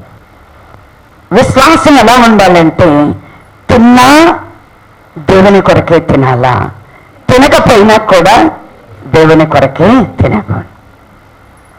ఈ కడుపు దేని కొరకు అంటే భోజన పదార్థాల కొరకే నియమించబడ్డాయి కదా కడుపు అనేది. అయితే ఇవన్నీ కూడా భోజన పదార్థాలే, కానీ మనకు రెండు కూడా ఏమవుతాయి, ఒక దినాన నశించిపోయి. వీటిని మనము లక్ష్య పెట్టాల్సిన అవసరం లేదు. విశ్వసించిన వారు దేనిని లక్ష్య పెట్టాలా? విశ్వసించిన వారి యొక్క విశ్వాసము ఏమై ఉండాలి అని అంటే, నీతి, సమాధానము, పరిశుద్ధాత్మ యందలి ఆనందమై. నీతి అనేటువంటిది ఖచ్చితంగా మనం లక్ష్య పెట్టాలి అంటే, నీతిని మనము సంపాదించుకోవాలి అని అంటే, ఇది ఏ నీతి? నీతిలో ఎన్ని రకాల నీతులు ఉన్నాయి? పక్కన చెప్పాల. 3 నీతులు ఉన్నాయి. ఒకటి స్వనీతి, మన దగ్గర నుంచి ప్రారంభిద్దాం. స్వనీతి. రెండవ నీతి దుర్నీతి. ఇది ఎక్కడి నుంచి వస్తుంది? సత్యమును అడ్డగించుతూ. ఇది ఎక్కడి నుంచి వస్తుందంటే, అపరాధి ఏం చేస్తూ ఉంటుందంటే దీనిని కలుగ చేస్తూ ఉంటుంది. మూడవ నీతి ఎక్కడి నుంచి వస్తుంది? దేవుని యొద్ద ఉన్నది. అది దేవుని యొద్ద నుంచి మనకి అనుగ్రహింపబడ్డాలి. కాబట్టి దేవుని యొద్ద నుండి వచ్చే ప్రతిదీ కూడా మనం ఏం చేయాలా? దేవుని యొద్ద నుంచి మనము సంపాదించుకోవాలా. అయితే ఎలా మనం సంపాదించుకోగలుగుతాం? ఎప్పుడు మనం సంపాదించుకోగలుగుతాం? ఎలా మనం సంపాదించుకోగలుగుతాం? ఎలా అసలు దేవుని నీతి అనేటువంటిది మనకు బయలుపరచబడుతూ ఉన్నది అంటే, దేవుని యొక్క నీతి అనేటువంటిది ప్రభువైన యేసుక్రీస్తు ద్వారా బయలుపరచబడుతూ ఉన్నది. కొరింథీయులకు రాసినటువంటి పత్రిక 1వ అధ్యాయము 31వ వచన భాగము. అతిశయించువాడు ప్రభువునందు అతిశయింపవలెను అని రాయబడినది నెరవేరినట్లు దేవుని మూలముగా ఆయన మనకు జ్ఞానమును, నీతియు, పరిశుద్ధతయు, విమోచనమాయన. దేవుని యొక్క నీతి ఏంటంట? ఎలా వచ్చింది మన దగ్గరికి అంటే, యేసుక్రీస్తు ప్రభువారి ద్వారా మనకు బయలుపరచబడతాయి. అంటే యేసుక్రీస్తు ప్రభువారిని మనం ఎరగగలిగాము అని అంటే, ఖచ్చితంగా మనకేం బయలుపరచబడుతుంది? దేవుని యొక్క నీతి అనేటువంటిది మనకు బయలుపరచబడతాయి. దేవుని మనల్ని ఎలా విమోచింపచేస్తా ఉన్నాడు అని అంటే, ఆయన నీతి అనేటువంటి దేవుని యొక్క నీతి ఆయనకు ఆధారమైందంటే. ఎందుకు అంటే, ఇజ్రాయేలు ప్రజలైనటువంటి వారు దేవునికి విరోధముగా పాపం చేశారంట. ఆయన నీతి కావాలని చూచినప్పుడు అది నీతి అంట చాలా దూరంగా కనబడుతూ ఉన్నదంట. యెరూషలేమునకు, సియోనునకు దేవుడు ఏమని పేరు పెట్టాడంటే, నమ్మకమైనటువంటి నగరము, నీతి కలిగినటువంటి పట్టణం. అంటే దేవుని ప్రజలు, దేవుని పట్టణము దేనితో నింపబడాలా? నీతితో నింపబడాలా. ఇప్పుడు దేవుని యొక్క రాజ్యం అనేటువంటిది మనకు దేవుడు అనుగ్రహింప చేస్తున్నాడు. దేవుని రాజ్యముగా ఉండడానికి మనం పిలువబడి క్రీస్తు రక్తములో మనం విమోచింపబడ్డా. ఇప్పుడు ఖచ్చితంగా మనలో ఏముండాలా? నీతి అనేటువంటిది మనలో నివసించాలా. చూడండి, పేతురు రాసినటువంటి పత్రిక, రెండవ పత్రిక, పేతురు రాసిన రెండవ పత్రిక 3వ అధ్యాయము 13వ వచన భాగము.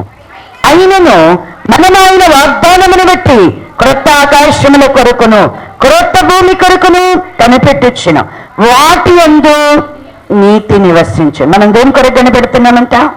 క్రొత్త ఆకాశం కొరకు, క్రొత్త భూమి కొరకు మనం కనబడి దానిలో ఏమి ఉంటుందంటున్నాడు అంటే దేవుని రాజ్యములో, నూతనమైనటువంటి ఆ యెరూషలేము పట్టణములో ఏమి నివసిస్తుందంట?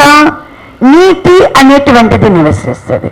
ఇప్పుడు ఆ దేవుని రాజ్యముగా ఉండడానికి పిలువబడిన మనలో కూడా ఏమి ఉండాలా? నీతి అనేటువంటిది ఉండాలా.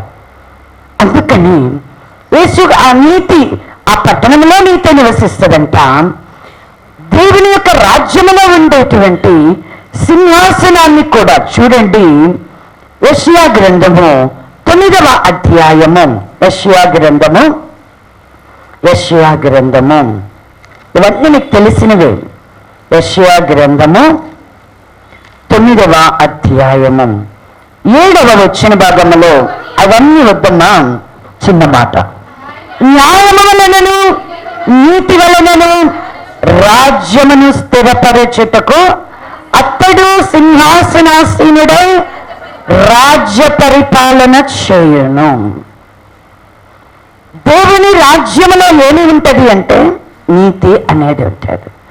ఆయన సింహాసనము కూడా దేనితో స్థాపించబడుతుంది, దేనితో స్థిరపరచబడుతూ ఉన్నది అని అంటే న్యాయము వలనను నీతి వలనను రాజ్యాన్ని దేవుడు స్థిరపరుస్తున్నాడు. రాజు ఎలా ఏలుబడి చేస్తున్నాడు?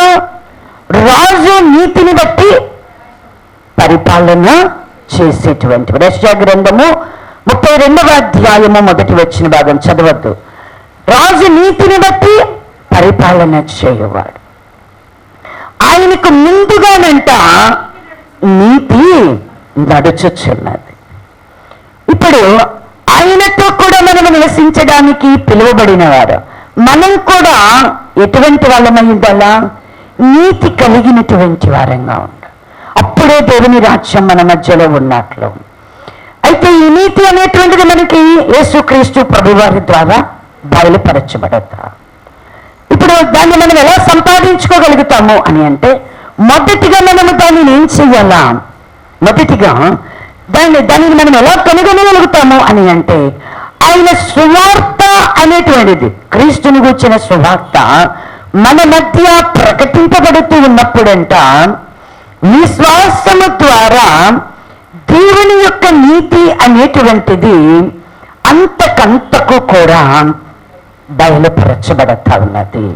చూడండి, రోమాపత్రిక 1వ అధ్యాయము, రోమాపత్రిక 1వ అధ్యాయము 17వ వచన భాగం. నీతిమంతుడు విశ్వాసమూలముగా జీవించునని వ్రాయబడిన ప్రకారము విశ్వాసమూలముగా అంతకంతకు విశ్వాసము కలుగునట్లు దేవుని నీతి దాని యందు బయలుపరచబడదు. విశ్వసించిన వారికి దేవుని యొక్క నీతి అనేది ఎలా బయలుపరచబడుతూ ఉన్నది అని అంటే సువార్త ద్వారా. 16వ వచనంలో దేని గురించి చెప్పబడింది ఇక్కడ? సువార్త ద్వారా. కాబట్టి ఇప్పుడు విశ్వసించిన మనం దేవుని యొక్క నీతి తెలియాలంటే నీకు నాకు ఏం కావాలా? క్రీస్తుని గురించిన సువార్త ద్వారా మనకి బయలుపరచబడతా ఉన్నది. అయితే ప్రకటింపబడితే మనం దాన్ని గ్రహించగలుగుతామా అని అంటే గ్రహించలేము. ఖచ్చితంగా నీతిని మనం ఏం చేయాలంట? వెదికేటువంటి వాళ్ళం ఉండాలి. అందుకే మత్తయి సువార్త 6వ అధ్యాయములో తీయద్దు, ప్రభువైన యేసుక్రీస్తు చెప్తూ ఉన్నారు, మొదట నా నీతిని నా రాజ్యమును ఏం వెతకాలా? ఆయన నీతిని, ఆయన రాజ్యాన్ని మనం వెతకాల. మనం వెతికితే ఖచ్చితంగా దేవుని యొక్క నీతి ఏమై ఉన్నది. ఇదేదో చెప్పుకున్న మాటలతో లేదు, ఇప్పుడు చెప్పే మాటతో మన నీతిమంతులం కాము. విశ్వసించాలా, దానిని వెతకాలా, దానిని సంపాదించుకునేటువంటి వారంగా ఉండాలా, దాని కొరకు మనము కనిపెట్టుకునేటువంటి వారంగా ఉండాలా, నీతి క్రియలు అనేటువంటివి చేసేటువంటి వారంగా ఉండాలా. విశ్వసించిన మనం ఏం చేయాలా? నీతి క్రియలను కూడా మనం చేసినప్పుడు ఖచ్చితంగా మనలో ఏం కనబడుతుంది? నీతి అనేటువంటిది మనలో కనబడుతుంది. ఎందుకు అసలు నీతిని మనము వెతకాలా? ఎందుకు మనం అసలు నీతిని సంపాదించుకోవాలా? ఎందుకు మనము నీతి కొరకు కనిపెట్టుకోవాలా అని అంటే, ఇదంతా కూడా సులభమైనటువంటిది కాదండి. ఎవరికి ఇది సాధ్యమవుతుందంటే, లోకాన్నైనా సరే, లోకములో ఉన్నదానినైనా సరే ప్రేమించే వారికి ఇది సాధ్యం కాదు. ప్రభువును ప్రేమించే వారికి, ప్రభువును వెంబడించే వారికి, ప్రభువునందు విశ్వాసం ఉంచిన వారికి నీతి అనేటువంటిది బయలుపరచబడదు. నువ్వు దేవుని రాజ్యముగా ఉండాలి అంటే, దేవుని రాజ్యంలో ప్రభువుతో కూడా నువ్వు నిరంతరము జీవించాలి అని అంటే, నీతిమంతులు దేవుని రాజ్యములో సూర్యుని వలె ప్రకాశించెదరు అని ఉంది. ఇప్పుడు నువ్వు తేజరిల్లాలి సూర్యుని వలె అంటే ఎలా మనం తేజరిల్లగలుగుతాం? వీటన్నిటిని గురించి చెప్పబడింది. అందుకే నేను మీకు వీటిని వివరించడం లేదు, అన్ని చెప్పారు. నీతిమంతులు దేవుని రాజ్యంలో సూర్యుని వలె తేజరిల్లుదురు అని. ఈ నీతి అనేది మాటలతో లేదండి. విశ్వాసాన్ని బట్టి మనం ఏం చేయాలా? ప్రభు యొద్ద నుంచి మనం దీన్ని పొందుకో. నీతి అనేటువంటిదంట వాక్యం ప్రకటించబడి విశ్వాసం ఉంటే ఇప్పుడు మన దగ్గరకు వచ్చేది. ఎక్కడికి వచ్చింది అంటే కనుక ఫలభరితమైనటువంటి భూమిలోనికి ఇది దిగి వచ్చిందంట. ఫలభరితమైన భూమి అంటే ఎన్ని రకాల నేలలు ఉన్నాయి? ఎన్ని రకాలు ఉన్నాయి? 4 రకాలైన నేలలు ఉన్నాయి. ఏమేంటవి? ఇక్కడ కూడా చెప్పారు, అన్నీ చెప్పారు మీకు. అందుకే నేను జస్ట్ తెలియచేస్తున్నా, అవుట్లైన్స్ మాత్రమే. ఒకటేంటి? త్రోవ పక్కన, ఒకటి రాతి నేలన, 3వది ముండ్ల తుప్పలు, 4వది మంచి నేల. అంటే ఎవరైతే వాక్యము నీలో ఫలించాలని నీ యొక్క హృదయాన్ని ఫలభరితమైనటువంటి భూమిగా నీవు సిద్ధపరుచుకుంటావో, రాళ్ళు లేకుండా, ముండ్ల తుప్పలు నీలో మలవకుండా, శాపగ్రస్తమైనది, అపవిత్రమైనది ఏది నీ హృదయములో లేకుండా దేవుని యొక్క వాక్యము 30దంతలుగా 60దంతలుగా నిరంతరంగా ఫలించేటట్లు ఎవరైతే హృదయాన్ని సిద్ధపరుచుకుంటారో వారిలోనికి ఏం దిగొస్తుంది అంటే నీతి అనేది విశ్వాసం ద్వారా దిగి వస్తుంది. ఎవరైతే నీతిని కలిగి ఉంటారో ఖచ్చితంగా వాళ్ళు ఎలా ఉంటారు అంటే సమాధానంగా ఉంటారంట. ఎలా ఉంటారు? యెషయా గ్రంథము 27. ఎందుకు మనకి నీతి కావాలా? ఎందుకు దాన్ని మనం వెతకాలా? ఎందుకు దానిని మనం సంపాదించుకోవాలా? ఎందుకు మనము దానిని కనిపెట్టుకోవాలా? ఎందుకు మనం కనిపెట్టుకోవాలా అని అంటే యెషయా గ్రంథం 32వ అధ్యాయం 16వ వచనం. అప్పుడు న్యాయము అరణ్యములో నివసించును, ఫలభరితమైన భూమిలో నీతి దిగును. నీతి సమాధానము కలుగచ్చు. నీతి వలన నిత్యమును నిమ్మలమును నిబ్బరమును కలుగును. అప్పుడు నా జనుల విశ్రమ స్థలమునందును ఆశ్రయ స్థానముల యందును సుఖకరమైన నివాసముల యందును నివసించేదారు. నీతి ఏం కలుగజేసిద్దంట? సమాధానమును కలుగచేసింది.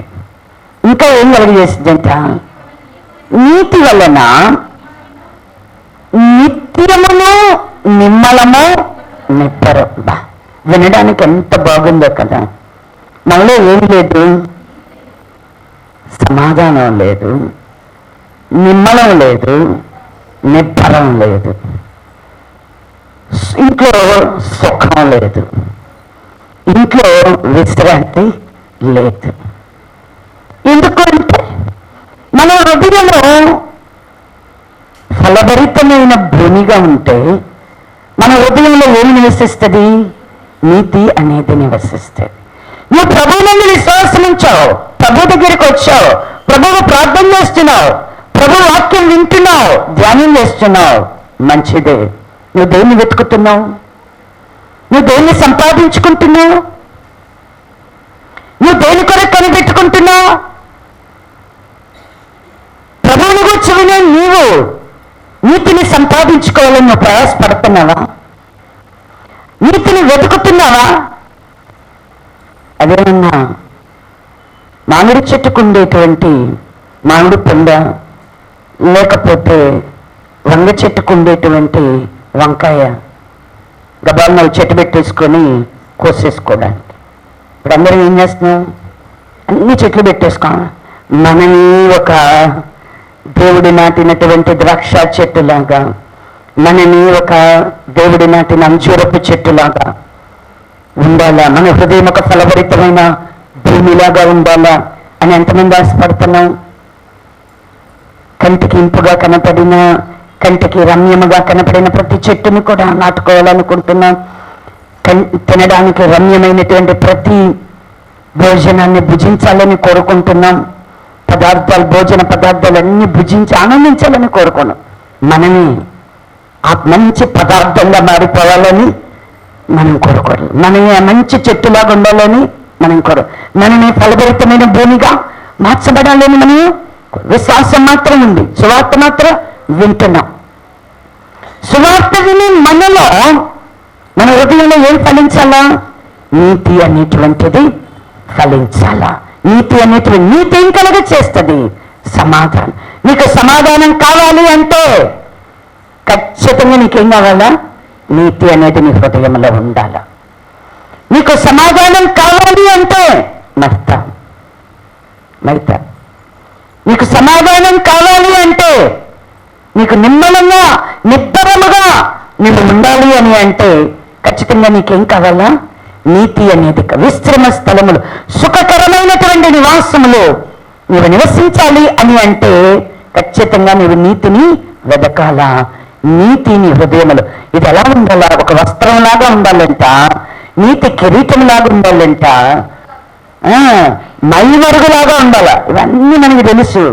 కానీ మనలో ఏముండదు అంటే నీతి మాత్రమే ఉండదు.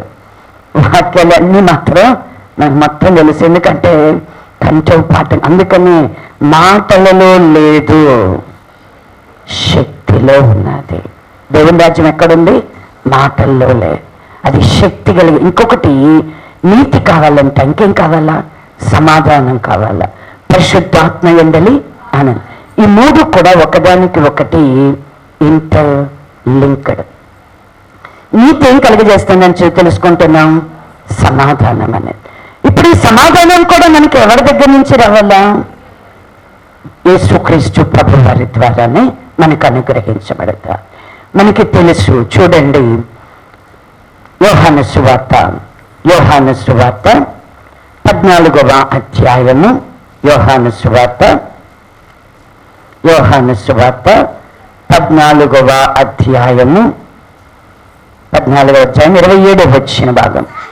శాంతిని అనుగ్రహించి వెళ్ళొచ్చున్నాను, నా శాంతిని నీకు అనుగ్రహించొచ్చున్నాను. లోకమిచ్చినట్టుగా నేను నీకు అనుగ్రహించటలేదు. నీ హృదయమున కలవరపడనీయకుడి, వెరవనీయకుడి. నా శాంతిని నీకిచ్చుచున్నాను అని చెప్తున్నాడు ప్రభువు. శాంతి అంటే సమాధానం. ఎవరు యేసుక్రీస్తునందు విశ్వాసం ఉంచుతారో, ఎవరి మనస్సు ఆయన మీద అనుకుంటుందో వారినంట దేవుడు పూర్ణ శాంతి గలవానిగా కాపాడుచున్నాడు. ఇది దేవుని వాగ్దానం. ఖచ్చితంగా మనం ఆయన ఎన్ని విశ్వాసం ఉంచాము అంటే మనం కలవరపడే వాళ్ళంగా ఉండం, మనం బెదిరిపోయే వాళ్ళలాగా ఉండం. మన మనస్సు కనుక ఆయన మీద ఆనుకుంటే ఖచ్చితంగా మనం ఎలా ఉంటాం? పూర్ణ శాంతి గలవానిగా మనము కాపాడబడతాం.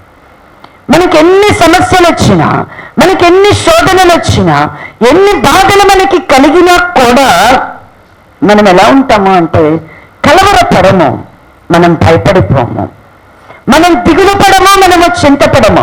మనం ఏం చేస్తాము అని అంటే మనము ప్రతి విషయంలో కూడా ప్రార్థన, విజ్ఞాపన, యాచనలను ఆయనకు మనము సమర్పించుకున్నప్పుడంట జ్ఞానమునకు మించినటువంటి సమాధానము మన హృదయ తలంపులకి కావలిగా ఎక్కడుంది? అది దేవుని యొద్ద నుంచి ఎక్కడికి రావాలా? మన హృదయ తలంపులకి కావలిగా రావాలా? దేవుడైతే సమాధానమును మనకి వాగ్దానముగా దయచేశాడు. మనమైతే విశ్వాసం ఉంచి ఉన్నాం. విశ్వసించిన మనకి ఆ సమాధానం అనేటువంటిది మనకి కలగాలి అంటే ఖచ్చితంగా మనం ఎలా ఉండాలి? మనం ప్రతి విషయంలోనూ ప్రార్థన, విజ్ఞాపన, యాచనలను కృతజ్ఞతాపూర్వకంగా నేను సమర్పించాల. కలవరపడకూడదు, దిగులు పడకూడదు, జడిసిపోయేలాగా, బెదిరిపోయేలాగా ఉండకూడదు. దేవుని యొక్క శక్తిని నువ్వు ఎరిగావు అంటే, దేవుని మీద నువ్వు విశ్వాసం ఉంచావు అని అంటే నీకు అసాధ్యమైనటువంటిది దేవునికి సాధ్యము. కాబట్టి ఖచ్చితంగా నీకు దేవుని యొక్క సమాధానము అనేది నీ హృదయ తలంపులకి కావలిగా వస్తుంది. కాబట్టి ఈ సమాధానము అనేటువంటిది మనకి కావాలా. మూడవదిగా కనుక మనం చూస్తే ఇంకేం కావాలా? పరిశుద్ధాత్మ యందలి ఆనందము అనేటువంటిది కావాలంట. పరిశుద్ధాత్మ వలన కలిగే ఆనందం. మనకి చాలా ఆనందాలు ఉన్నాయి. మనం ఒక చీర కొనుక్కుంటే ఆనందపడతాం, ఒక ప్యాంట్ షర్ట్ కొనుక్కుంటే కొత్తది ఆనందపడిపోతాం, ఒక బంగారం కొనుక్కుంటే ఆనందపడతాం, ఇల్లు కొనుక్కుంటే ఆనందపడతాం, మంచి బిర్యానీ తింటే ఆనందపడతాం కదా. ఇలా మనకి ఆనందం అనేటువంటిది ఈ లోకంలో అనేకములుగా ఉన్నాయి. కానీ దేవుని రాజ్యము అనేటువంటిది మన మధ్యలో ఉంది అంటే ఖచ్చితంగా ఎటువంటి ఆనందం మనకు కావాలా? పరిశుద్ధాత్మ వలన కలిగే ఆనందం అనేటువంటిది మనలో ఉండాలి. ఇప్పుడు ఆత్మ మన మధ్య ఉందా లేదా? ఆనందం మనకుందా? లేదు. ఆనందం, పరిశుద్ధాత్మ వలన కలిగే ఆనందం అనేది మనకి కలగడం లేదు. యేసుక్రీస్తు ప్రభువారంట పరిశుద్ధాత్మలో ఆయన కూడా ఆనందించేటువంటి వాడు. అయితే ఇప్పుడు మనము కూడా ఆయనలాగే పరిశుద్ధాత్మలో ఆనందించేటువంటి వారంగా ఉండాలి. రోమాపత్రిక ఒక మాట చదువుకుందాం. రోమాపత్రిక 15వ అధ్యాయము 13వ వచ్చిన భాగం. కాగా మీరు పరిశుద్ధాత్మ శక్తి పొంది విస్తారముగా నిరీక్షణ గలవారగుటకు నిరీక్షణకర్తగు దేవుడు విశ్వాసము ద్వారా సమస్త ఆనందముతోనూ సమాధానముతోనూ మిమ్మల్ని నింపునుగాక. మనం పరిశుద్ధాత్మ శక్తిని పొందితే విస్తారముగా నిరీక్షణ గలవారం అవుతామంట. ఇప్పుడు ఆ నిరీక్షణకర్తగు దేవుడు మనకి ఏం కలిగజేస్తాడంట? విశ్వాసము ద్వారా సమస్త ఆనందము, సమాధానము మనల్ని నింపుతాడంట. కలగడం కాదు, మనం జస్ట్ అలా టచ్ అవ్వడం కాదు, నింపబడతాం. ఎలాగైతే బియ్యం తీసుకొచ్చి డబ్బా అంతా ఏం చేస్తారు? నెల మొదట్లో సగానికి పోసుకుందామని ఎవరు అనుకోరు కదా. చాలా సెంటిమెంట్లు ఉంటాయి. ఎప్పుడు కూడా ఎలా ఉండాలా? నిండుగా ఉండాలి. ఎందుకు సెంటిమెంట్ అంటున్నాను అంటే అయిపోయినా కూడా ఏం చేస్తాం? బియ్యం నిండుకున్నాయి అంటాం. అలాంటి నిండుకోవడం కాదండి నిండుకోవడం. ఇది ఎలాంటి నిండుకోవడం అంటే పొంగి పొరలేటంతగా పైకి వెళ్ళా నింపబడాల. పరిశుద్ధాత్మ యొక్క శక్తిని పొందితే మన హృదయం ఎలా నింపబడతాడంట? సమస్త ఆనందముతో, సమాధానముతో. ఇవన్నీ అందుకే చెప్పారు, రెండు కూడా, ఈ మూడు కూడా ఇంటర్లింక్, ఒకదానికి ఒకటి సంబంధాన్ని కలిగి అనుబంధముగా ఉన్నాయి. కాబట్టి దీన్ని వేరు చేయడానికి లేదు. అందుకే ప్రభు ఏం చెప్పాడు? ఈ దేవుని రాజ్యము అంటే ఈ మూడిటిని కలిపి చెప్పాడు. కాబట్టి దేవుని రాజ్యంలో మనం ఉండాలి అంటే, దేవుని రాజ్యం మన మధ్య ఉన్నది అని మనం ఎరగాలి అంటే మనలో ఏమేమి ఉండాలా? నీతి ఉండాలా, సమాధానం ఉండాలా, పరిశుద్ధాత్మ వలన కలిగేటువంటి ఆనందం ఉండాలా. చూడండి, తెస్సలోనికీయులకు రాసిన పత్రిక మొదటి అధ్యాయము 6వ వచన భాగాన్ని చదువుకుందాం.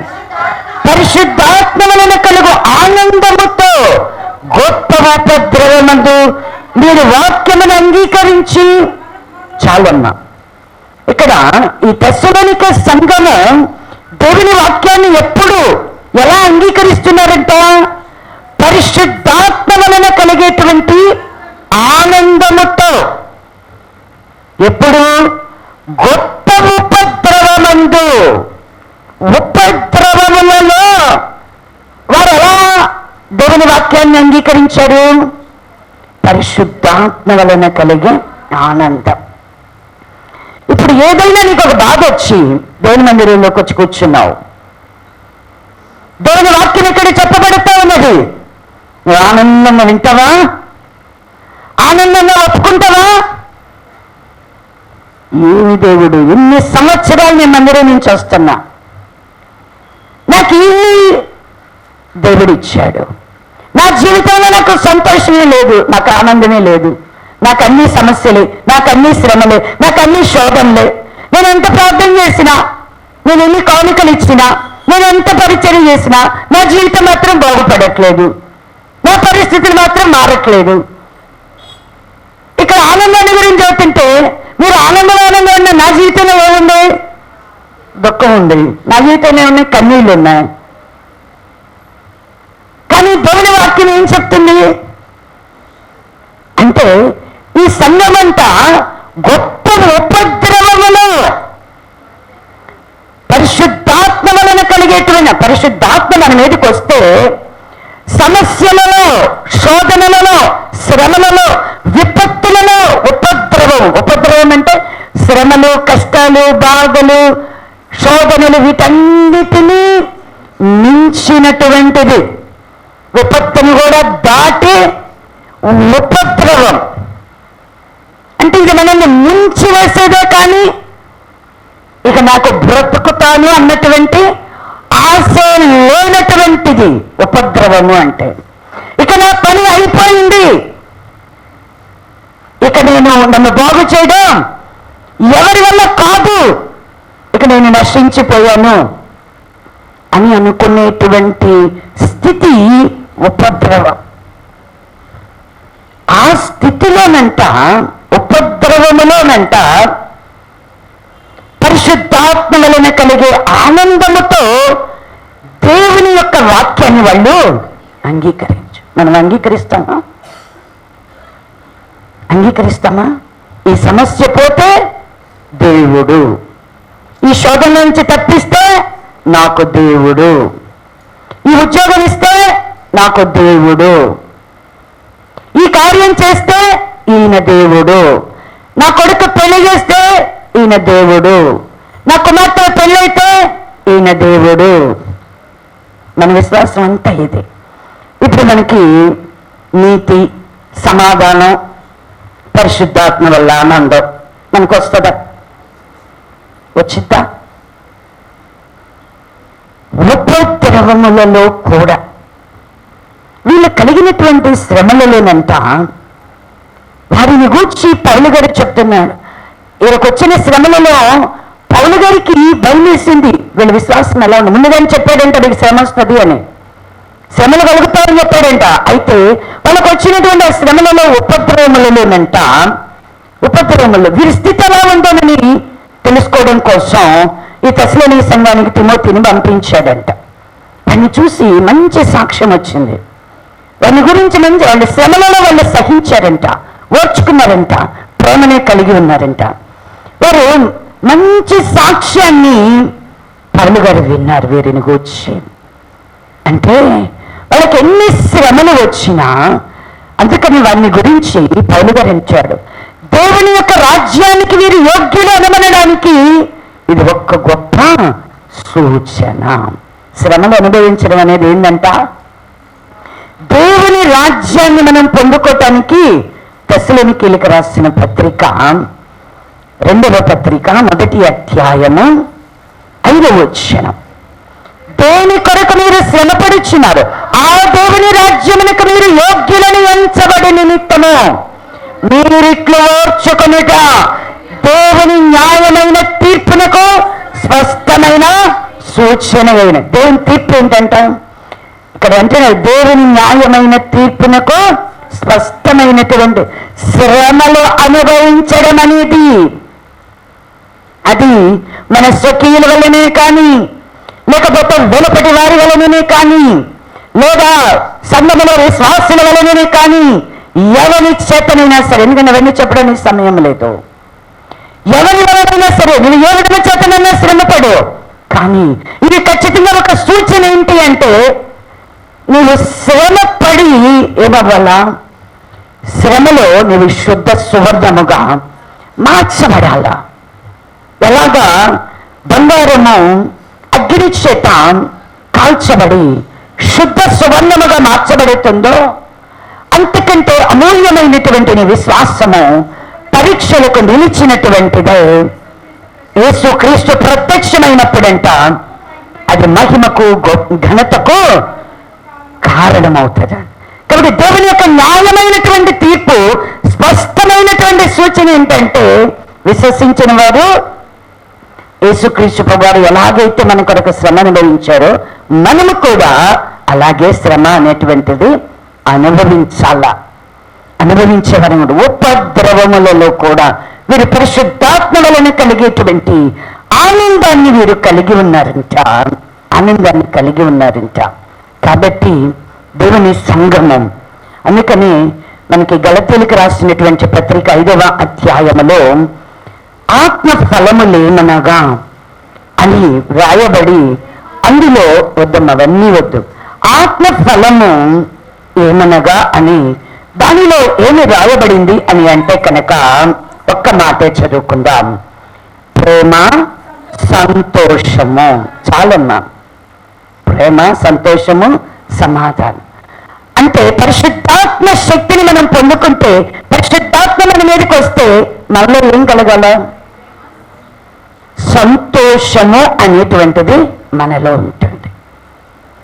ఎవరిలో అయితే ఈ సంతోషం ఉంటుందో, ఎవరిలోనైతే సమాధానం ఉంటుందో, ఎవరిలోనైతే నీతి ఉంటుందో, ఇప్పుడు వారి మధ్యలోనే ఏముందంట, ఏముంది, దేవుని రాజ్యము అనేటువంటిది ఉన్నది. ఇప్పుడు మన మధ్యలో దేవుని రాజ్యం ఉన్నదా? ఖచ్చితంగా దేవుని రాజ్యం మన మధ్యలో ఉన్నదా? మనం విశ్వసించిన వారమే, ప్రభు రాజ్యం కొరకు మనం కనిపెట్టుకునేటువంటి వారమే. ప్రభు వస్తాడని మనకు తెలుసు, ప్రభువుని మనం ఎదుర్కోవాలని మనకు తెలుసు, ప్రభు రాజ్యం కొరకు మనల్ని పిలుచుకున్నాడని మనకు తెలుసు. అయితే ప్రభు రాజ్యంలో మనం ఉంటామా? ప్రభు రాజ్యంలో మనం ఉన్నామా? ప్రభు తన యొక్క స్వరత్వాన్ని ఇచ్చి మనల్ని తండ్రి అయినటువంటి దేవునికి ఒక రాజ్యముగా, యాజకులనుగా మనల్ని చేశాడు. ఇప్పుడు ఆ రాజ్యంలో మనం ఉన్నామా? నీతి ఉంటే, సమాధానము ఉంటే, పరిశుద్ధాత్మ వలన కలిగే ఆనందం ఉంటే, ఖచ్చితంగా మన మధ్య ఏమి ఉన్నది, దేవుని రాజ్యం ఉన్నది. అతి దేవుని రాజ్యము యెరూషలేము ప్రార్థనా మందిరములో దేవుడు స్థిరపరచునుగాక. ఆమేన్.